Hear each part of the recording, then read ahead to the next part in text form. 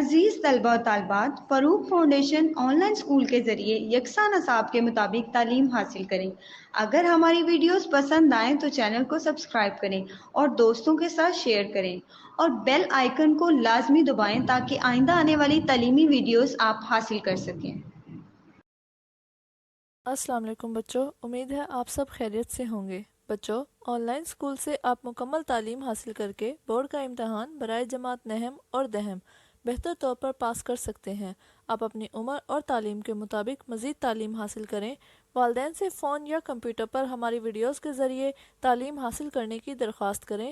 روزانہ 1 سے 2 گھنٹے آن لائن پڑھائی کریں اور جب آپ اسکول جائیں گے تو آپ کو مزید کسی مدد کی ضرورت نہیں ہوگی۔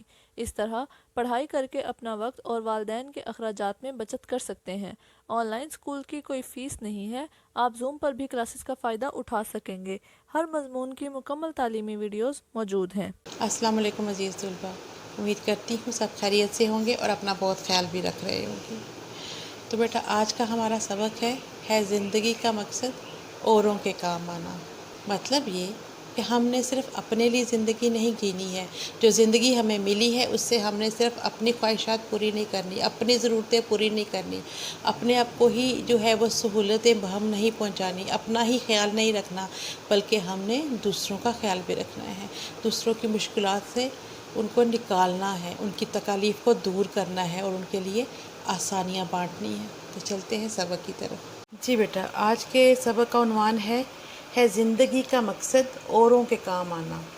مطلب ہماری زندگی جو ہے اس میں یہ نہیں کہ ہم صرف اپنے کام کریں، اپنے بارے میں سوچیں اور اپنے نفع نقصان کو نظر میں رکھیں، بلکہ اس کا مطلب یہ ہے کہ کچھ کام ہم دوسروں کے لیے بھی کریں، اس میں ایثار و ہمدردی ہو، ہم دوسروں کے بارے میں سوچیں، ہم دوسروں کے لیے قربانی کا جذبہ رکھیں، ان سے ہمدردی کریں اور ان کے کاموں میں ان کے لیے آسانی فراہم کریں۔ سبق کا آغاز کرتے ہیں۔ کہا جاتا ہے کہ انسان ایک معاشرتی حیوان ہے، یعنی کہ وہ معاشرے میں رہنے والا حیوان ہے۔ حیوان تو آپ کو پتہ ہے جو جنگلوں میں رہتے ہیں عام طور پر، جیسے کہ جانور ہیں تو وہ جنگلوں میں رہنا پسند کرتے ہیں، لیکن ہم جو ہیں ایسے حیوان ہیں کہ جو معاشرے میں رہتے ہیں، اور جب ہم معاشرے میں رہتے ہیں تو پھر ہمیں معاشرے کے تقاضوں کو بھی دیکھنا ہوتا ہے، اسے پورا کرنا ہوتا ہے۔ وہ معاشرے میں رہنے پر مجبور ہے، یہ اس کی فطرت ہے کہ وہ معاشرے میں رہے، وہ اکیلا نہیں رہ سکتا، وہ جنگلوں میں نہیں رہ سکتا، اسے قدم قدم پر دوسروں کے سہارے کی ضرورت پڑتی ہے۔ انسان وہی ہے جو دوسروں کا خیر خواہ اور ہمدرد ہو۔ اگر انسان دوسروں کے دکھ درد کو اپنا دکھ درد نہیں سمجھتا تو وہ انسان کہلانے کا حقدار نہیں۔ دوسروں کے کام آنا اور مصیبت میں ان کی مدد کرنا ہی اصل انسانیت ہے۔ جی بیٹا، تو وہ یہ بتا رہے ہیں کہ اگر انسان اکیلا رہے تو وہ رہ ہی نہیں سکتا، اس کی فطرت ہی نہیں ہے، وہ رہنے کی کوشش کرے تو نہیں رہ سکے گا، کیونکہ اسے قدم قدم پر دوسروں کی مدد کی ضرورت ہوتی ہے۔ ایسا تو نہیں ہو سکتا، مثال کے طور پہ اگر میں آپ سے یہ کہوں کہ ایک انسان ہے، وہ خود ہی درزی بھی ہے، وہ خود ہی حجام بھی ہے، وہ خود ہی ڈاکٹر بھی ہے، وہ خود ہی جو وہ معمار بھی ہے، گھر بھی بنا لیتا ہے، وہ تو سارے کام وہ خود ہی کر لیتا ہے، وہ کھانا بھی بنا لیتا ہے، اسے کسی کی مدد کی ضرورت نہیں ہے۔ اگر وہ بیمار پڑتا ہے تب بھی اسے کسی تیماردار کی ضرورت نہیں، تو ایسا تو نہیں ہو سکتا نا۔ ہر انسان کو دوسرے کی مدد کی ضرورت ہوتی ہے، ہم ایک دوسرے کے کام آتے ہیں، ہمارے پاس جو ہے نا وہ مختلف قسم کی صلاحیتیں ہوتی ہیں۔ اللہ تعالیٰ نے ہمیں ہر انسان کو صلاحیتیں دے کر دنیا میں بھیجے ہیں نا۔ جیسے کہ کوئی بندہ ہے جو بہت اچھے سے، مطلب یہ کہہ لیں کہ مثال کے طور پہ میں پڑھا لیتی ہوں، ٹھیک ہے، کوئی میں پڑھا لیتی ہوں لیکن میں شاید کپڑے اتنے اچھے نہ سی سکوں، ٹھیک ہے، تو مجھے یہ ہوگا کہ کسی درزی کی ضرورت ہوگی جو مجھے کپڑے سی کر دے۔ اسی طرح ہو سکتا ہے وہ جو درزی ہے وہ کپڑے تو بہت اچھے سیتا ہو لیکن وہ اپنے بچوں کو پڑھا نہ سکتا ہو، تو اس کو ضرورت ہوگی استاد کی کہ جو اس کے بچوں کو پڑھائے۔ بات سمجھ آ رہی ہے؟ اسی طریقے سے ہمیں ایک دوسرے کی مدد کی ضرورت پڑتی ہے۔ کوئی قصاب ہے، گوشت بنا رہا ہے، تو ہر بندہ گوشت نہیں بنا سکتا، ہر بندہ بال نہیں کاٹ سکتا، ہر بندہ ڈاکٹر نہیں ہو سکتا، ہر بندہ انجینئر نہیں ہو سکتا۔ تو جب یہ سب لوگ ملتے ہیں، ایک دوسرے کا ہاتھ پکڑتے ہیں، میں تمہاری مدد کر رہا ہوں تم میری مدد کر رہے ہو، تو پھر اس طریقے سے ایک معاشرہ جو ہے وہ تکمیل پاتا ہے، اور انسان کی مجبوری ہے کہ وہ معاشرے میں رہے، کیونکہ اس کو بہت ساری ضرورتیں ایسی ہیں جن کو پورا کرنا ہوتا ہے۔ آگے سمجھ؟ جب جذبہ ہمدردی بڑھ جاتا ہے تو انسان دوسروں کو اپنے آپ پر ترجیح دینے لگتا ہے۔ ترجیح دینا، اپنے آپ سے بڑھ کر ماننا کسی کو، ٹھیک ہے، کسی کی ضرورت کو اپنی ضرورت کے اوپر ترجیح دینا اس کو کہتے ہیں۔ وہ اپنی ذاتی مفادات کو پس پش ڈال کر، ذاتی مفاد جو اس کے اپنے مفادات ہوتے ہیں، مفاد کی جمع فائدہ، پس پش ڈال کر پیچھے چھوڑ دیتا ہے۔ وہ اپنے بھائی بندوں کے مفادات کو اولیت دیتا ہے، ان کو پہلے جو ہے وہ کام کرتا ہے، ان کی اہمیت دیتا ہے ان کو۔ وہ اپنی خواہشات کو بھول کر اپنے بھائیوں کے کام آتا ہے۔ وہ اپنی ضروریات کی قربانی دے کر دوسروں کی مدد کرتا ہے۔ اس جذبے کا نام ایثار ہے۔ ایثار کیا ہوتا ہے؟ قربانی۔ ایثار و قربانی کا لفظ ایک ساتھ بولا جاتا ہے۔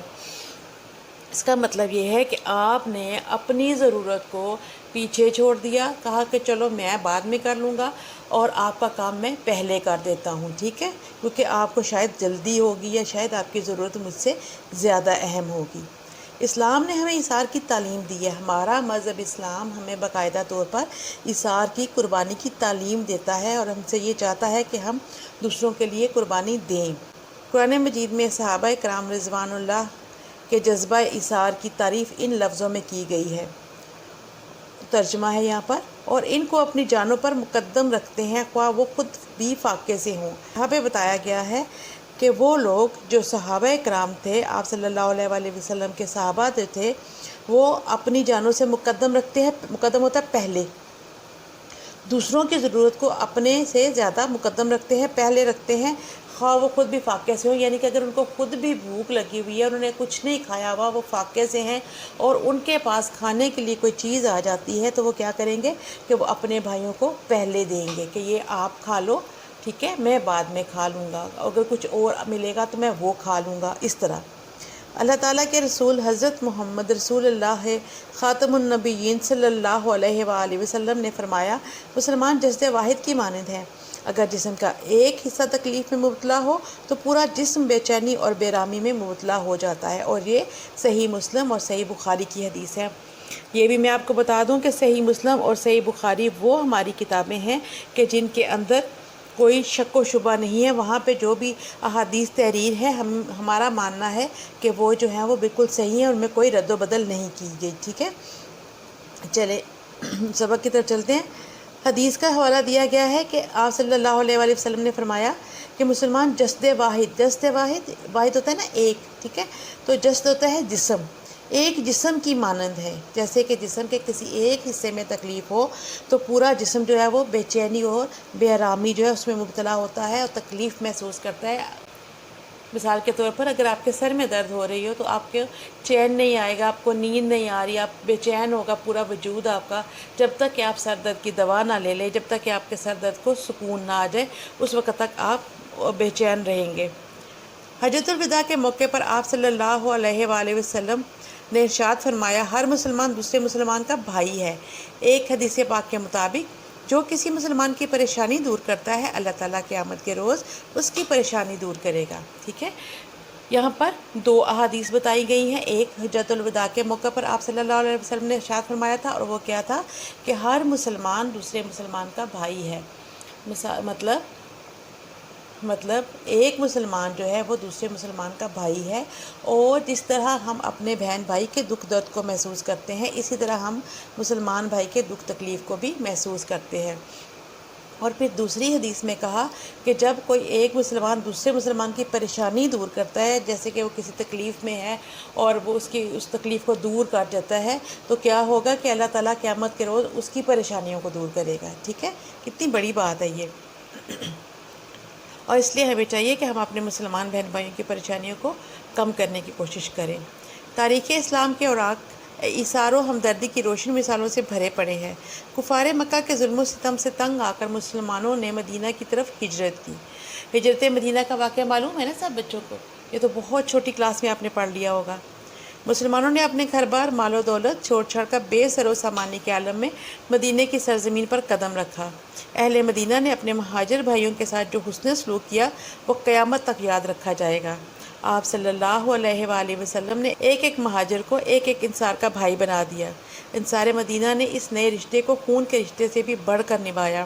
انہوں نے اپنے گھروں میں اپنے بھائیوں کو بسایا، باغات وغیرہ میں انہیں شریک اور ساجھے دار بنایا، خود تنگی کاٹی مگر اپنے مہاجر بھائیوں کے لیے کشادگی مہیا کی۔ دنیا کی تاریخ اس طرح کے ایثار کی مثال پیش کرنے سے قاصر ہے۔ مشکل الفاظ کے معنی بتا رہی ہوں بیٹا، وہ آپ لوگ لکھ لیجیے پہلے۔ اوراق ورق کی جمع مطلب صفحہ. بے سر و سامانی بغیر سامان کے بالکل خالی ہاتھ. عالم اس بے سر سامانی کے عالم میں اس کیفیت میں اس طریقے سے. ساجھے دار بنایا حصے دار بنایا. کشادگی کسی کو کھلے ہاتھ سے دینا اور تنگی اس کا بالکل متضاد ہو جاتا ہے. ٹھیک ہے، تنگی اور کشادگی آپس میں متضاد ہیں. قاصر ہے اثار کی مثال پیش کرنے سے قاصر ہے، ان کے پاس ایسی کوئی مثال ہے ہی نہیں ہے. قاصر ہے مطلب وہ پیش نہیں کر سکتی. جی یہاں پر ہجرت مدینہ کا جو واقعہ ہے آپ جانتے ہیں کہ جب کفار نے وہاں پر مکہ میں مسلمانوں کے لیے زندگی مشکل ترین کر دی، ان کے لیے سانس لینا مشکل کر دیا، طرح طرح کے مصائب ان پر آ رہے تھے، طرح طرح کی مصیبتیں ان پر ڈھائی جا رہی تھی، ان کو مشکلات کا سامنا تھا. تو اس وقت آپ صلی اللہ علیہ وآلہ وسلم نے اللہ کے حکم سے انہیں مکہ سے مدینہ کی طرف ہجرت کرنے کا حکم دیا. ٹھیک ہے، اور جب سارے مسلمان جو تھے وہ مکہ سے مدینہ ہجرت کر گئے تو پھر آپ صلی اللہ علیہ وآلہ وسلم بھی یہاں پہ تشریف لے آئے.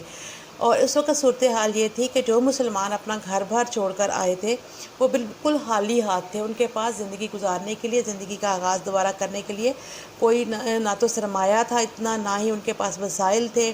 ان کے پاس گھر نہیں تھے، ان کے پاس رہنے کے لیے جگہ نہیں تھی، ان کے پاس کرنے کو کام نہیں تھا. تو یہ صورتحال تھی.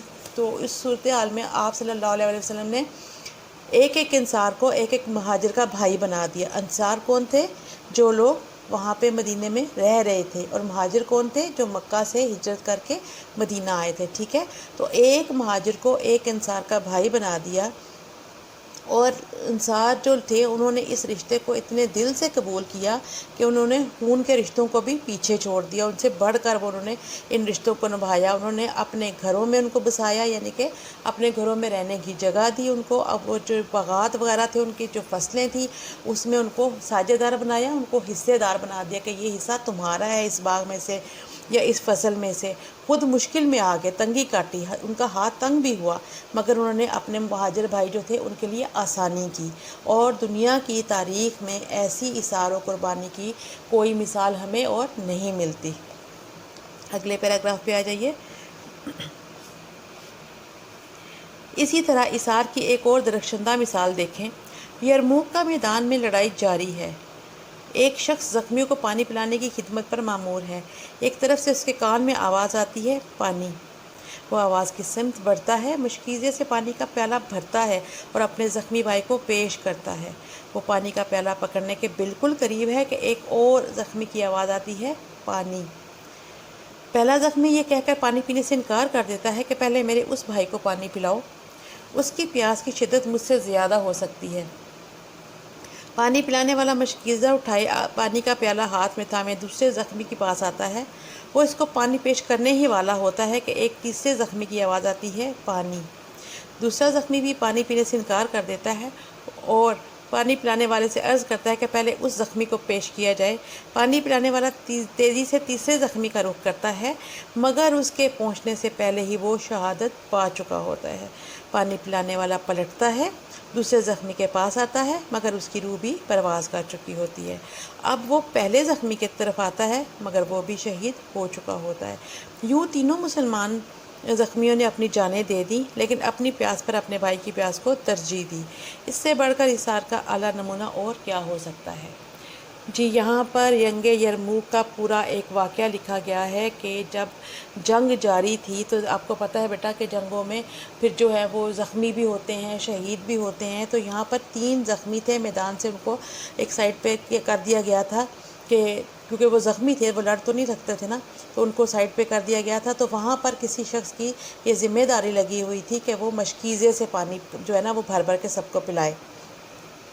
تو مشکیزہ ہوتا ہے ایک چمڑے کا تھیلا جس کے اندر انہیں پانی بھرا ہوا ہوتا ہے، اور اس تھیلے کے فرنٹ جو منہ ہوتا ہے اس کا، اس سے پانی جو ہے وہ جب اس کو اوپر کی طرف اٹھاتے ہیں تو منہ سے پانی جو ہے وہ گھڑے میں بھر لو یا پھر آپ گلاس میں بھر لو، جیسے بھی آپ کو ضرورت ہو. ٹھیک ہے، تو یہاں وہ پیالے میں پانی بھر بھر کے سب کو پلانے کی اس کی ذمہ داری تھی۔ تو جب وہ پانی پلانے کے لیے گیا تو اس کو ایک زخمی کی آواز آئی کہ پانی، جیسے زخمی جو تھا وہ نیم بے ہوشی کی حالت میں، اس کو پیاس کی شدت کی وجہ سے وہ پانی پانی پکار رہا تھا۔ تو اس نے جا کر اس کو پانی پلانے کی جو ہے وہ کوشش کی، تو اس کے پاس سے کسی اور کی آواز آئی کہ پانی۔ تو جو پہلا زخمی تھا اس کو لگا کہ شاید دوسرے والے کو بہت زیادہ، مجھ سے بھی زیادہ پیاس لگی ہوئی ہوگی، تو اس نے بولا کہ آپ پہلے اس زخمی کو پانی پلا لو، میں بعد میں پی لوں گا۔ پھر وہ مشکیزے والا جو شخص تھا وہ پانی لے کر اس کے پاس گیا، تو وہ جو اس کے قریب ہی ایک اور شخص تھا اس نے بھی پانی ہی کی آواز لگائی۔ تو دوسرا جو زخمی تھا اس نے بھی بولا کہ نہیں، آپ ایسا کریں کہ پانی پہلے ان کو پلا لیں، ان کی پیاس جو ہے وہ مجھ سے زیادہ شدید ہو سکتی ہے۔ اب یہ پانی لے کے تیسرے کے پاس جب پہنچتے ہیں تو کیا دیکھتے ہیں کہ وہ شہید ہو چکے ہیں، ٹھیک ہے، یعنی کہ ان کی روح جو ہے وہ اس دنیا سے رخصت ہو چکی ہے۔ تو وہ واپس دوسرے والے بندے کے پاس آتے ہیں کہ ان کو پانی پلا لوں، لیکن جب تک وہ وہاں پہنچتے ہیں وہ دوسرا انسان جو تھا وہ بھی شہید ہو چکے ہوتے ہیں۔ اب وہ پانی لے کے جب پہلے والے زخمی کے پاس پہنچتے ہیں تو پتہ چلتا ہے کہ وہ بھی اس دنیا کو چھوڑ کر جا چکے ہیں، شہادت کا درجہ پا چکے ہیں۔ تو اس سے بڑھ کر وہ کہتے ہیں کہ کوئی مثال ہو نہیں سکتی کہ ایک شخص جس کی جان نکل رہی ہو اور اس کو بہت شدید پیاس لگی، وہ پھر بھی یہ بولے کہ میری پیاس سے زیادہ دوسرے کی پیاس اہم ہے، اور یہ پانی آپ مجھے نہیں بلکہ اس کو پلا دیں۔ ایک دو لفظ مشکل ہیں، میں ان کے معنی بھی بتا رہی ہوں، لکھ لیجئے۔ درخشندہ لفظ دیکھیں، درخشندہ ہوتا ہے روشن، چمکتا ہوا، ٹھیک ہے۔ آگے آئیے، مامور، کسی کو کوئی ذمہ داری دی جائے، مقرر کیا جائے کہ یہ کام آپ نے کرنا ہے، ٹھیک ہے۔ مشکیزہ میں نے آپ کو بتایا چمڑے کا تھیلا ہوتا ہے، اور ترجیح کا مطلب ہے آپ کو بتا چکی ہوں کہ اپنے سے زیادہ کسی دوسرے کی بات کو اہمیت دینا، ٹھیک ہے۔ لکھ لیا بیٹا سب نے؟ چلیں اگلے پیراگراف کی طرف چلتے ہیں۔ وہ معاشرہ جہاں لوگ اثار و ہمدردی سے کام لیتے ہیں زمین پر جنت کا نمونہ پیش کرتا ہے۔ ایسے معاشرے میں ہر فرد دوسرے کا خیال رکھتا ہے۔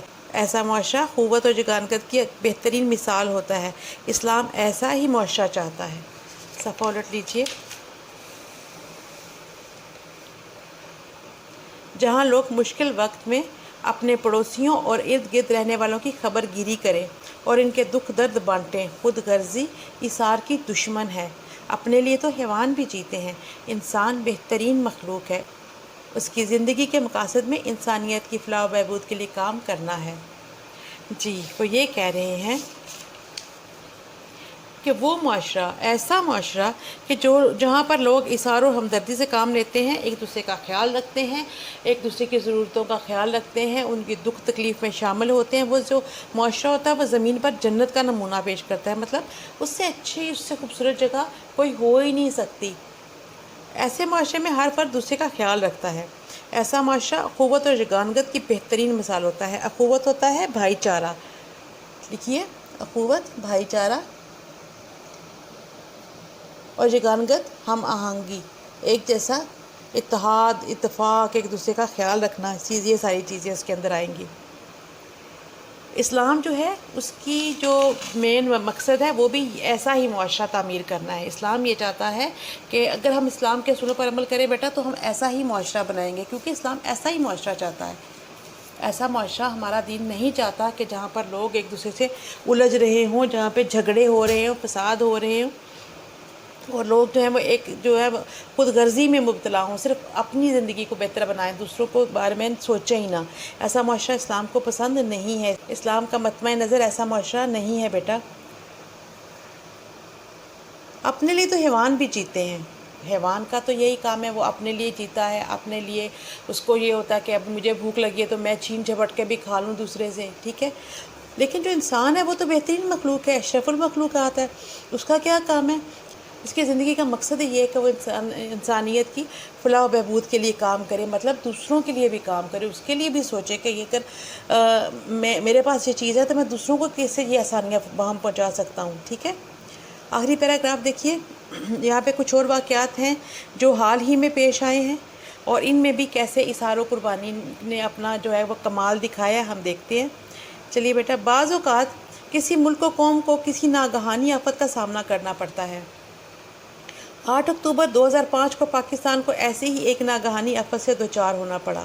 مظفر آباد، آزاد کشمیر اور پاکستان کے شمالی علاقوں میں آنے والے زلزلے نے وہ تباہی مچائی کہ الامان الحفیظ پوری قوم اپنے آفت زدہ بھائیوں کی امداد کے لیے اٹھ کھڑی ہوئی۔ ملک بھر سے کمبلوں، لحافوں، گرم کپڑوں اور خوراک سے بھرے ٹرک متاثرہ بھائیوں کے لیے بھیجے جانے لگے۔ قوم یک دل اور یکجان ہو گئی۔ اس طرح 2010 میں سیلاب نے پورے ملک میں تباہی مچا دی۔ کوئی صوبہ سیلاب کی تباہ کاریوں سے بچ نہیں سکا تھا۔ سیلاب اپنے ساتھ بہت سے لوگوں کو بہا کر لے گیا۔ ان کے گھر بار ڈھہ گئے، مویشی پانی میں بہہ گئے، فصلیں ضائع ہو گئیں، غرض وسیع پیمانے پر نقصان ہوا۔ قوم نے ایک مرتبہ پھر ایثار و ہمدردی کا ثبوت دیا۔ لوگوں نے سیلاب سے متاثرہ بھائیوں کی دل کھول کر امداد کی۔ جس سے جو بن پڑا اس نے کیا۔ قوم نے ایثار و ہمدردی کی زرعی مثالیں پیش کیں۔ ایسے مواقع قوموں کی آزمائش کرتے ہیں۔ خدا کا لاکھ لاکھ شکر ہے کہ ہم اس آزمائش کی گھڑی میں سرخرو ہوئے۔ جی یہاں پر 2 واقعات بیان کیے جا رہے ہیں۔ ایک 8 اکتوبر 2005 کا زلزلہ جو کہ انتہائی شدید تھا اور اس کے بہت سارے نقصانات بھی ہوئے۔ بہت سارے لوگ جان سے گئے، لوگوں کے گھر خراب ہوئے، ٹوٹ گئے اور وہ گھر بے گھر ہو گئے وہاں سے۔ اور یہ زلزلہ کہاں پر آیا تھا؟ مظفر آباد، آزاد کشمیر کے علاقے میں۔ لیکن کہ جو اس کے اثرات تھے وہ پاکستان کے کافی بڑے ایریے کے اوپر جو تھے وہ محسوس کیے گئے تھے۔ تو اس وقت جو صورتحال تھی اس میں ساری قوم جو تھی وہ اٹھ کھڑی ہوئی ان بھائیوں کی مدد کرنے کے لیے جو کہ آفت زدہ تھے۔ آفت زدہ، مصیبت زدہ، ٹھیک ہے۔ یہاں پر ہے ناگہانی آفت۔ ناگہانی آفت ہوتی ہے اچانک آنے والی مصیبت، ٹھیک ہے۔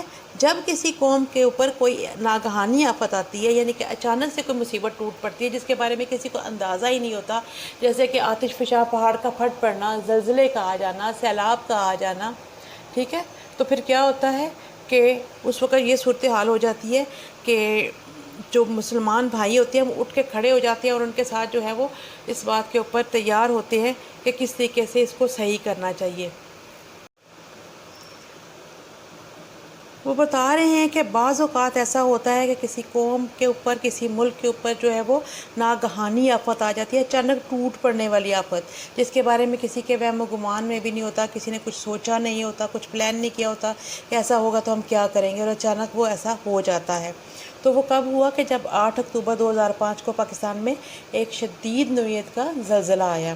اس زلزلے کا مرکز جو تھا وہ آزاد کشمیر تھا، مظفر آباد کا علاقہ تھا، اور اس نے اس شمالی علاقوں میں جو رہنے والے لوگ تھے ان کو ہلا کر رکھ دیا۔ اس میں اتنی تباہی مچائی کہ اللہ اپنی امان میں رکھے۔ اور پوری قوم اس وقت جو تھی وہ اپنے ان مصیبت زدہ، آفت زدہ، مصیبت زدہ بھائیوں کے ساتھ کھڑی ہو گئی، اور پھر جس سے جو بن پڑا، جو اس کے لیے ممکن ہوا اس نے وہ کیا۔ پورے ملک سے کمبل، لحاف، گرم کپڑے، پھر خوراک اور اس طرح کی جو بھی ضرورت کی چیزیں ہوتی ہیں جیسے میڈیسن وغیرہ ہوتی ہے، دوائیاں، یہ سارا کچھ لے کر لوگ جو تھے وہ اس طرف چل پڑے کہ ہم کسی طریقے سے یہ چیزیں اور یہ سامان ان لوگوں تک پہنچا سکیں۔ اور اس وقت پوری قوم یک دل، ایک دل تڑک رہا تھا۔ اس وقت سب اس درد کو محسوس کر رہے تھے۔ اس کا مطلب یہ ہے کہ اس وقت زلزلہ زدگان کے اوپر جو تکلیف تھی، جو مصیبت تھی، تو اس درد کو سب محسوس کر رہے تھے اور یک جان ہو گئے تھے، ایک جان ہو گئے تھے کہ اس مصیبت سے کسی طرح اپنے بھائیوں کو نکالا جائے۔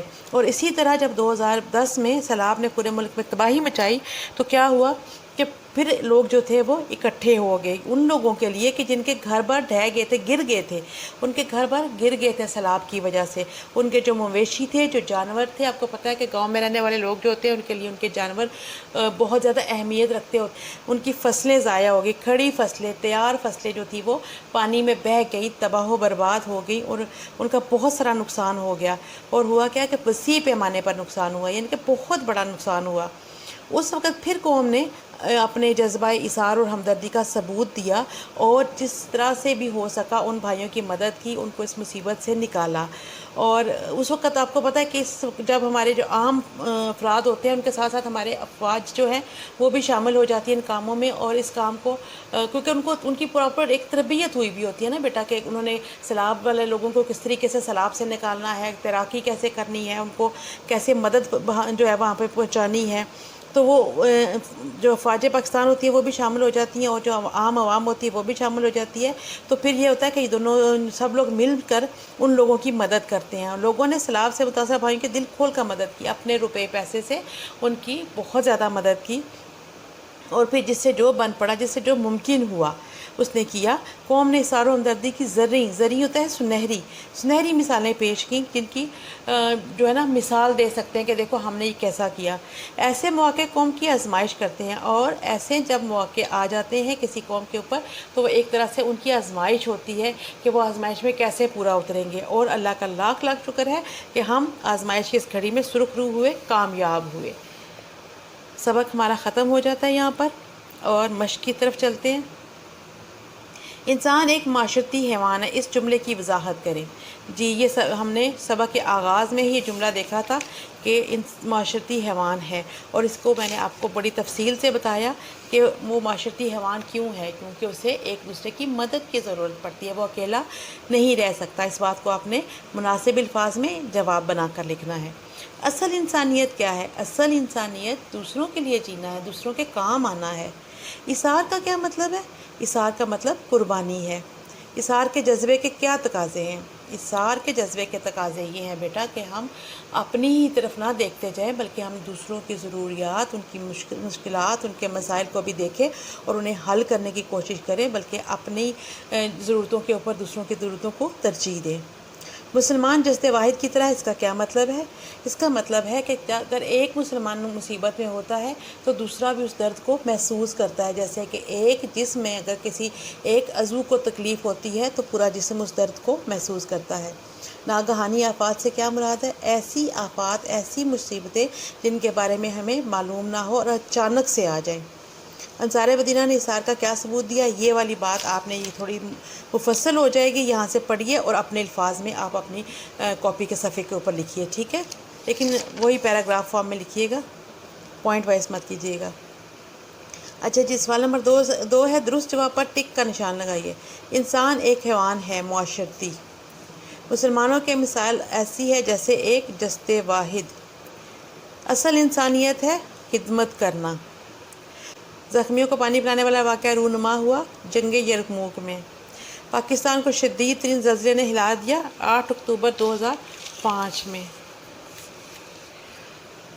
جملوں میں استعمال کریں. سوال نمبر 3 ہے بیٹا، خبر گیری کرنا، ناگہانی آفت، ایثار، بے سر و سامانی، حسن سلوک، ساجھیدار، درخشندہ، فلاح و بہبود.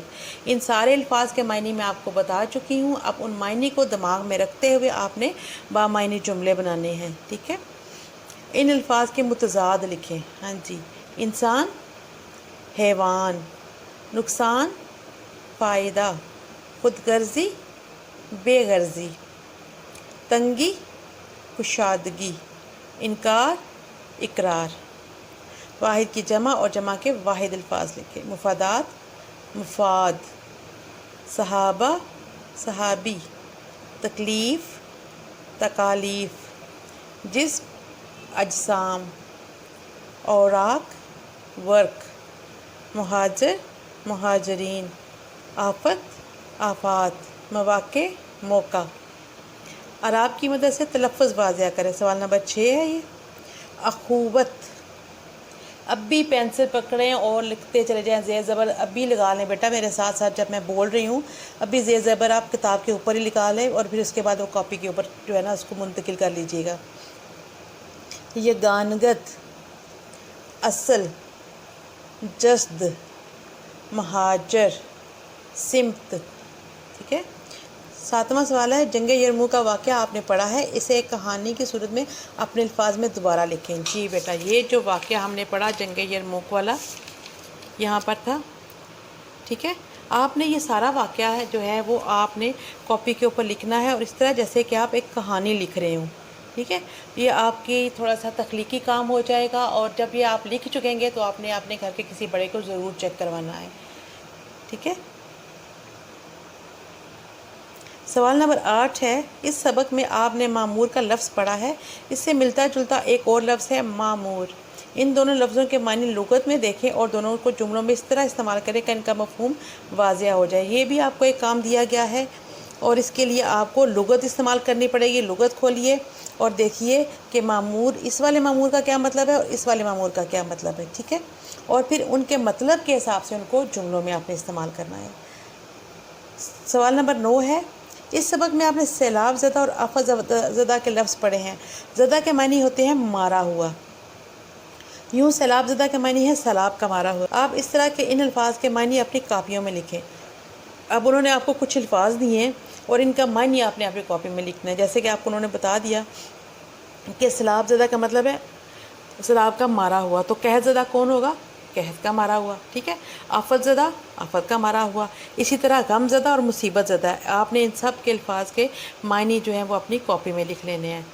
سوال نمبر 10 ہے، اس سبق کے اہم نکات کو ذہن میں رکھتے ہوئے خلاصہ لکھیں. جی بیٹا، خلاصہ میں نے آپ کو لکھنا سکھایا ہے کہ کوئی بھی سبق لیا آپ نے اور اس کو دھیان سے پڑھا، اس کی جو خاص خاص باتیں ہوں ان کو پینسل سے لائن لگا لی اور پھر ان سارے نکات کو جوڑ کر آپ نے اس پوری کہانی کا 1/3 حصہ جو ہے یعنی کہ 1/3 جو ہے وہ آپ نے اس کاپی کے اوپر لکھا، تو وہ آپ کا خلاصہ ہو جاتا ہے. اس میں ساری اہم چیزیں جو ہیں وہ شامل ہو جانی چاہیے. تو اس سبق کا خلاصہ جو ہے وہ آپ لوگ اپنی کاپی پر لکھیں گے اور اس طرح آپ کی یہ جو مشق ہے وہ کمپلیٹ ہو جائے گی. ٹھیک ہے، شاباش. کام مکمل کریں، حاشیہ لگائیں اور خوش خط کر کے لکھیں. شاباش. جی بیٹا، آج کے سبق میں آپ نے جانا کہ اچھا انسان کون ہے. انسان ایسا جس کے اندر انسانیت ہو، جو حیوانیت کے درجے سے بہت اوپر ہو، پھر وہ چاہے ماضی کا مسلمان ہو یا آج کا. جنگ یرموک کا واقعہ دیکھا ہم نے، ہجرت مدینہ کا واقعہ دیکھا ہم نے، اور پھر ہم نے دیکھا کہ جب پاکستان میں سیلاب آیا تو لوگوں نے کس طریقے سے اپنے مسلمان بھائیوں کی مدد کی. تو بیٹا ہمیشہ زندگی میں اس بات کا خیال رکھیں کہ آپ جہاں ہوں، جتنے بھی آپ کی گنجائش ہے، جتنی بھی آپ کی بساط ہے، اس کے مطابق آپ دوسرے لوگوں کی، اپنے بہن بھائیوں کی مدد کریں اور خوش دلی سے مدد کریں. ٹھیک ہے، مدد کرنے کا طریقہ یہ ہے کہ آپ نے اس کو اچھے دل سے کرنا ہے، اچھے الفاظ استعمال کرنے ہیں، اس کو جتانا نہیں ہے کہ میں تمہارے لیے بہت کچھ کر رہا ہوں. ٹھیک ہے، اس کی مدد کیجیے، اپنے بہن بھائیوں کے ساتھ دیجیے، ان کو مشکلات اور مسائل سے نکالیے. یہی ایک اچھے انسان کی جو ہے وہ پہچان ہے. ملتے ہیں اب اگلے سبق میں. اللہ حافظ.